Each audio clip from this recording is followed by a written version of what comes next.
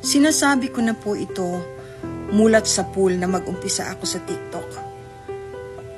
Lahat po ng ikinukwento ko sa inyo ay nanggaling sa sarili kong experiences. Nagsasalita po ako dahil panahon na para magsalita ako. Wala po akong pinipilit. Hindi ko po pinipilit na maniwala yung ayaw maniwala. Ako po ay mensahero lamang ng mga nagbibigay ng paalala sa humans, sa sangkatauhan. Hindi ko na po pwedeng maiwasan ito. Ako po ay pinanganak na ganito pero hindi po ako nagsasalita na katulad ngayon. Nag-umpisa lang po ito last year. Ipinapaalala ko po, uulitin ko, hindi po ako namimilit na paniwalaan ninyo.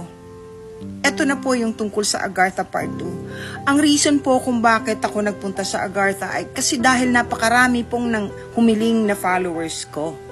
Ang dami pong nakiusap na kung maaari ay pumunta ako sa Agartha. Wala po akong interest magpunta sa Agartha o sa Biringan before. Ito po yung Part 2. Yung sinabi ko po doon sa Part 1, ay yung overwhelming desire ko na i-share sa inyo kung ano yung nakikita kong kagandahan dun sa kanila. Na nakausap ko yung parang grandmaster o president nila. Dun muna po ako pupunta.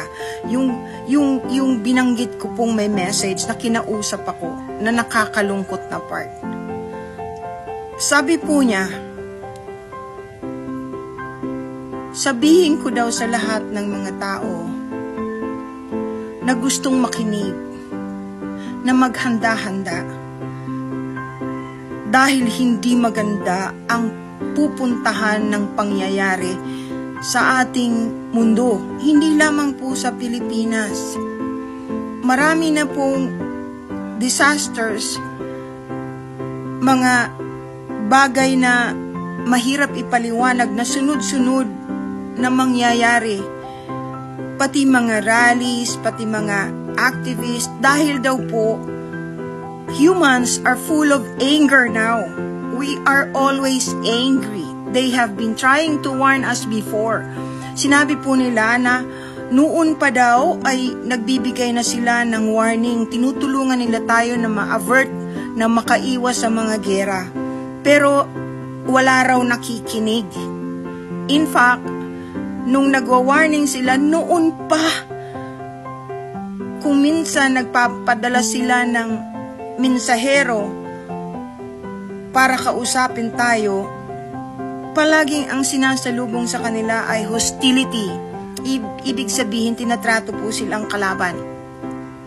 Ang sabi po nila sa akin, masyado na daw po tayong barbaric. Wala na daw po tayong inisip kundi makipag-away sa isa't isa. Napaka-negatibo daw pong enerhiya niyan na unting-unting nagpapalugmok sa buong mundo, hindi lang po sa atin. Yun daw po na dating itinuro sa atin na dapat magmahalan tayo at mahalin pati kalikasan ay nalimot na. Hindi na daw po katulad nung dati. Pasama na ng pasama at nahihirapan na silang kontrolin tayo na para matulungan tayo. Sunod-sunod daw po ang mangyayaring hindi maganda, pati ang gera ay hindi na maiiwasan. Lungkot na lungkot po ako nung kinakausap niya ako kasi yung mukha po niya was very, very kind. Yung mata po niya ay lungkot na lungkot. Marami pa po siyang sinabi sa akin. Humans daw are barbaric now.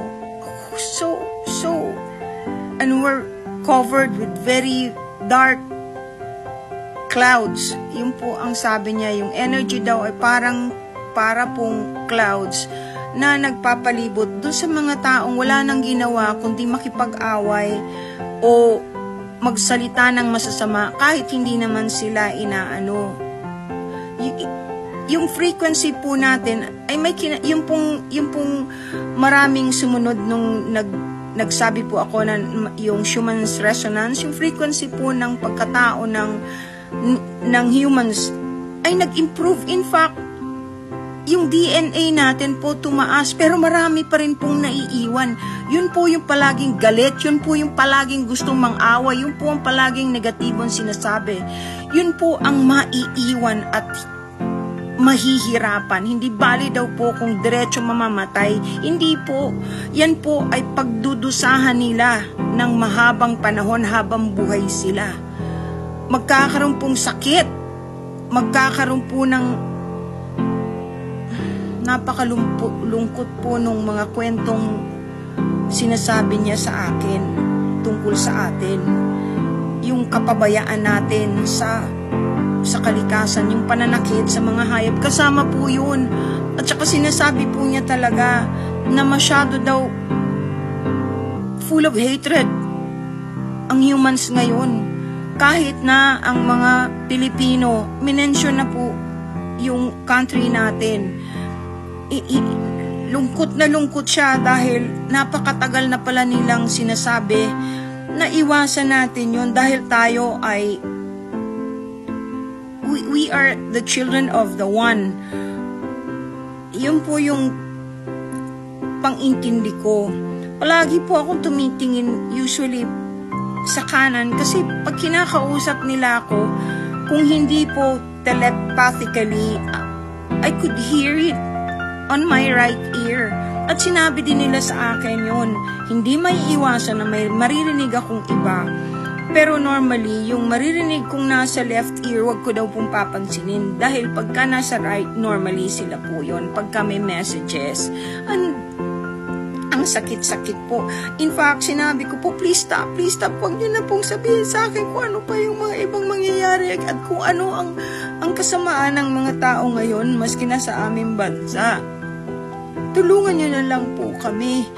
Ang sagot po sa akin, tayo na lang ang makakatulong sa atin. Tayo na lang. Mahirap na daw po dahil may domino effect daw po yan. Yung ginagawang kasamaan natin at yung pagiging napaka hateful ay pakapal po yung enerhiyang negatibo na hindi na nakakapasok yung positive energy na dapat makatulong sa atin.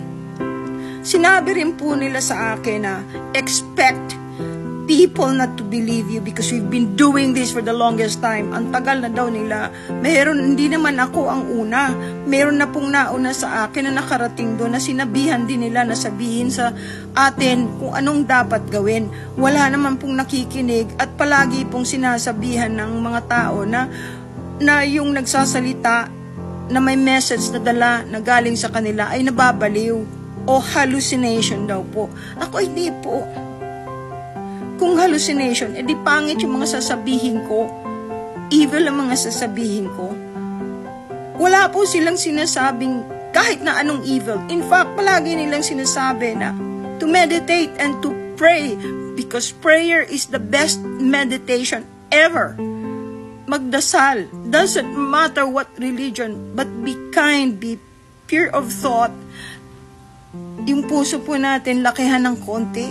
Wag masyadong palaaway. Kawawa po yung mga maiiwan, magdudusa po kayo. Hindi ko po alam kung nakita nyo lang yung nakikita kung yung sinasabi nila sa akin na magkakaroon na sakit na pagdudusahan ng mga tao. Hindi bali daw kung mabilis mamatay. Hindi daw po magdudusa talaga habang buhay. Yun po ang mga darating sa atin. Meron pa po ako ikukwento sa inyo. Sisikapin ko pong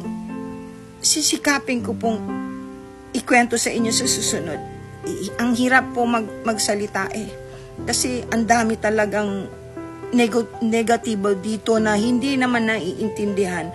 At totoo yung sinabi nila, masyadong hateful ang karamihan sa hindi nakakaunawa. Salamat po. God bless all of you. I'm praying for us.